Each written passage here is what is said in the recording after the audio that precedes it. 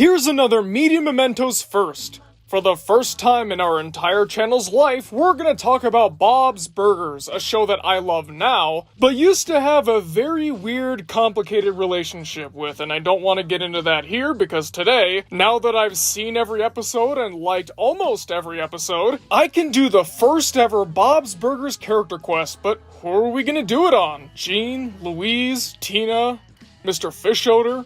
Other Mr. Fish Odor? Nope. As a surprise to many, unless you've read the community posts, we're going to be talking about Andy and Ollie. I can already hear that so many of you are going, what? Yeah, I was already pushing it with Shapey and Blog, but Andy and Ollie? I gotta admit, I wasn't sure I'd be able to do this one, but I really wanted to, and guess what?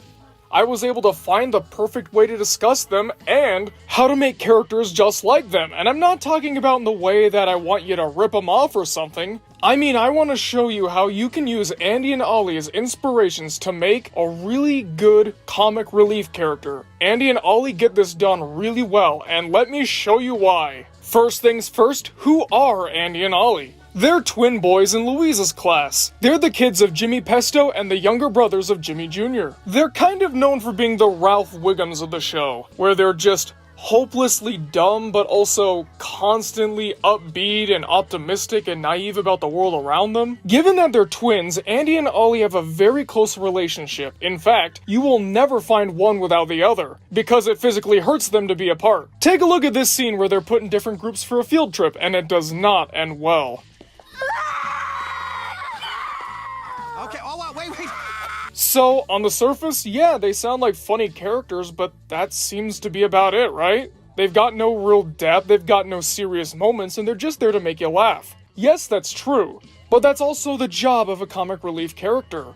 And hey, if they make you laugh, they're doing it right, and Andy and Ollie, at least for me and a lot of fans out there, we find them hilarious. Some of the best lines from the show come from these guys. But what exactly is it that makes them work? There are actually a few points to this, the first being that Andy and Ollie are used sparingly. They don't take over the show, they don't appear in every episode, and they don't constantly have lines all throughout the episodes they appear in. Instead, they're just kind of there and talk when needed. Usually, they're being used by Louise in whatever crazy scheme she's got up her sleeve, but more on that in the next point. But they'll also just pop up out of nowhere sometimes and say or do something weird, and then that's it. There are so many comic relief characters that got used more and more and more as they got more popular. Off the top of my head, Tow Mater from Cars, Sheen from Jimmy Neutron, Joey Tribbiani from Friends, although he's not really comic relief, so I kinda consider him a gray area, Cheese from Foster's Home for Imaginary Friends, and Randy from My Name is Earl. Why is this a problem exactly? If they're popular, why not use them more?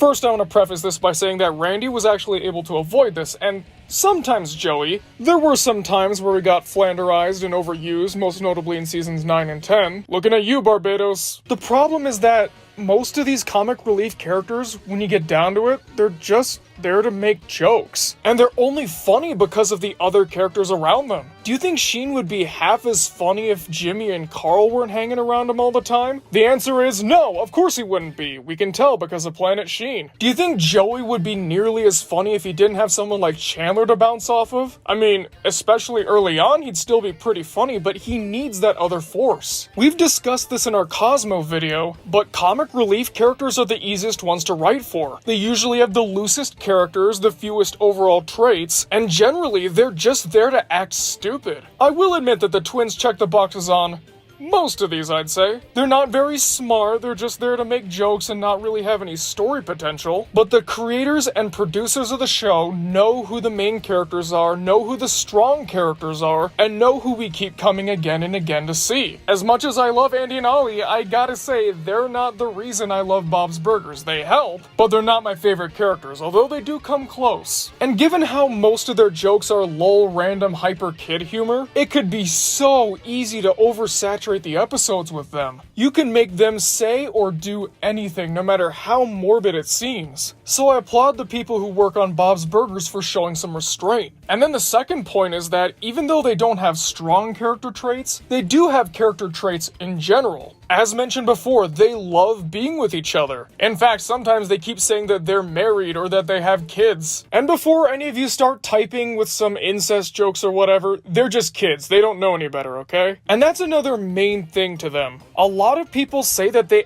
actually really identify with these two. Because they're so hyper and weird and completely unpredictable, many audience members look at them and go, yeah, I was that way when I was a kid. Of course, it's exaggerated for the sake of comedy, but still, there's some semblance of relatability here. I'm sure half of you out there would say something like what Andy and Ollie would say, or try to share your head lice with your friend, or scream when you're not in a group together, or try to breathe water. They're just dumb kids being dumb kids. But don't misinterpret me here. They are definitely unintelligent, and they don't really show any signs of getting better. And I kinda hope they don't, because that's part of the reason why they're so loved. Also, it's kind of weird to note this, but their older brother Jimmy Jr. and even their father, Jimmy Pesto, share next to no scenes with these two. In fact, the twins are barely ever seen with their father at all. Every so often they'll show up with Jimmy Jr., but they never interact. And stop me if I'm reading too deep into this, but I think another reason why Andy and Ollie might be the way they are is because of their father. Jimmy Pesto is a lot of things, but nurturing he is not. I can't imagine that he's very close with his sons. The man is cruel, crass, unkind, and doesn't even treat his quote-unquote friend, who just so happens to share my name, with any respect at all, so why would he do that with his kids? Especially when they're so weird and kinda destructive. One of the main themes for Jimmy Jr. is that he and his dad fight a lot because Jimmy Jr. doesn't want to go into the family business and just wants to dance. I can't imagine that things would be any different for Andy and Ollie. In fact, in Gene's story in the episode The Handyman Can, he can't even bring himself to say that he loves his sons. Of course, this isn't canon because it didn't actually happen, but still, it seems right for the character, you know? Wait, why am I using this as an example when there's a canon one right in front of me?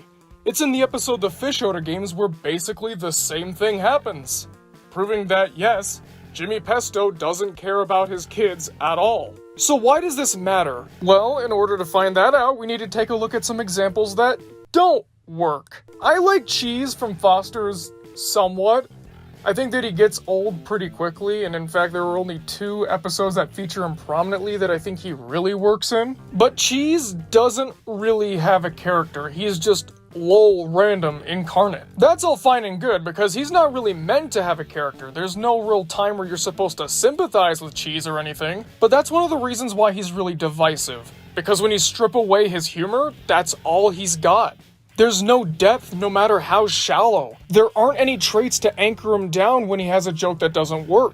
Or take a look at the Griffin family from Family Guy. In the first few seasons, they had character traits. They were consistent for the most part, but now they pretend to have traits, but they can bend and break at a moment's notice just to fit a gag. That, and there are times where they try to get serious and heartfelt with these characters, like Screams in Silence or that whole Vinny story arc. For one, none of the development's gonna matter because of how often they break character. If they keep breaking character over and over, how's this growth gonna affect anything at all? Spoiler alert, it doesn't. And 2, by doing that, they make every character basically the same. If Peter can have the same jokes as Quagmire or Chris or sometimes even Stewie and Brian, what's the difference? The reason I bring up that last point in particular is because of the style of characters that Bob's Burgers tends to have. Everybody, and I mean everybody, has their own weird little quirk or issue going on, like Bob makes his objects talk, Linda loves to sing weird songs all the time, Tina makes it hard for this video to stay monetized, Gene is Gene, and Louise is Louise. Andy and Ollie could have easily been rip-offs of these characters, or hey, even their own brother, but they're weird and different in their own way. Something very hard to do in a cast full of weird people.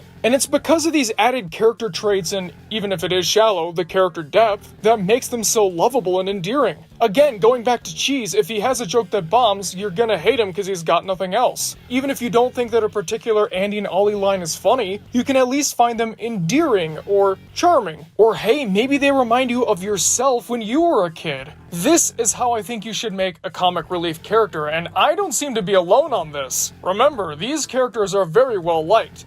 In fact, a little while ago I put up a community post asking you guys for your thoughts on Andy and Ollie, and here are some of them right now. This is what Lesnaga has to say.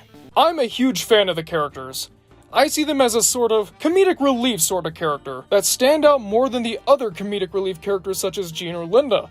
However, I do like to imagine that there's something deeper with why they're inseparable. Cause to me, they're kinda neglected at home, don't usually talk about their mother, and usually aren't ever talking with JJ or Pesto. Yep, I actually highlighted that in the video, and they were actually the ones that got me thinking about that. I think they've talked to Jimmy Pesto maybe, 4 times ever, and yeah, they barely mention their mom to the point where we don't really know anything about her. Some say that she's dead, others say that she's divorced from Jimmy Pesto, and I think there's even a line in the show about that somewhere. But yeah, those poor kids. Josh Petrello says, Andy and Ollie serve as foils to the Belcher children in the fact that Tina, Jean, and Louise all like hanging out together, but all have very distinct personalities and different interests, while Andy and Ollie are effectively the same character twice. Yeah, pretty much.